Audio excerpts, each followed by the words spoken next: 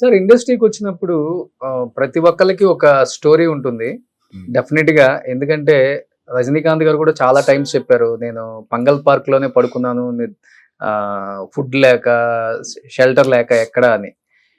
అసలు మీరు పడ్డ కష్టాలు ఇప్పటికి ఎప్పుడైనా కూర్చున్నప్పుడు సరదాగా అయినా ఈ ఫ్యామిలీతో షేర్ చేసుకుంటాం, మీకు గుర్తొస్తుంటే మీ మెమరీస్, అసలుకి ఒక difficult situation in your life అంటే ఏమని చెప్తారు ఆ రోజుల్లో? చెప్పాలంటే ఏమీ లేదు. కష్టపడ్డాను, పైకి వచ్చాను. నేను చిరంజీవి, హరిప్రసాద్ ముగ్గురం రూమ్మేట్స్ ఉండేవాళ్ళం. ఫ్యామిలీ వండుకునేవాళ్ళం, తినేవాళ్ళం, Hmm. సంతోషంగా ఉండేవాళ్ళం. తప్పితే మాకు ప్రాబ్లమ్స్ ఉంది. కాకపోతే సినిమాలో మంచి ఛాన్స్ రావాలని కోరుకుంటూ ఉండేవాళ్ళం. ఓకే, అలాగే వచ్చాయి. సో వండే బాధ్యత మీద వండే బాధ్యత చిరంజీవి, హరిప్రసాద్, నేను ముగ్గురం తీసుకునేవాళ్ళు.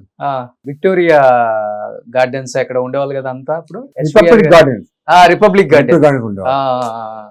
గుర్తుంది సార్ మీకు బానే. గుర్తొచ్చింది.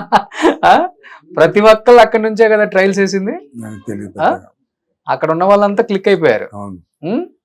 సో బట్ మునగ చెట్టు ఉందా ఇప్పటికి అక్కడ? ఏమీ గుర్తులేదు నాకు. ఇప్పుడు రూమ్మేట్స్ అన్నారు కాబట్టి సార్, ముగ్గురులో ఫస్ట్ ఎవరికి అవకాశం వచ్చింది? హరిప్రసాద్ గారా, చిరంజీవి గారా, సుధాకర్ గారా? ఫస్ట్ నాకే వచ్చింది ఛాన్స్. Hmm. నా తర్వాత చిరంజీవి, ఆ తర్వాత హరిప్రసాద్, శివరంజన్, అలా వచ్చింది. ఎదిగే క్రమంలో ఒక బాండింగ్ ఉంటది కదా మీ అందరికి. సో ఫ్రెండ్స్, మీ ఫస్ట్ నాకు ఆఫర్ వస్తే డెఫినెట్ గా నేను హెల్ప్ చేస్తాను, లేకపోతే నీకు ఆఫర్ వస్తే నేను హెల్ప్ చేస్తానని ఒకరికొకరికి ఆ బాండింగ్ ఎలా ఉండేది ముగ్గురికి? హరిప్రసాద్ అంతా గారికి ఏం లేదండి, మామూలు ఉండేవాడు, వంతుకోవడం, యాక్ట్ చేసుకుంటే బయటకు వచ్చేవాడు తప్పితే దాని గురించి పెద్దగా ఆలోచించేవాళ్ళు కదా. ఇక ఇది ఉండేది కాదు, టెన్షన్ ఉండేది కాదు.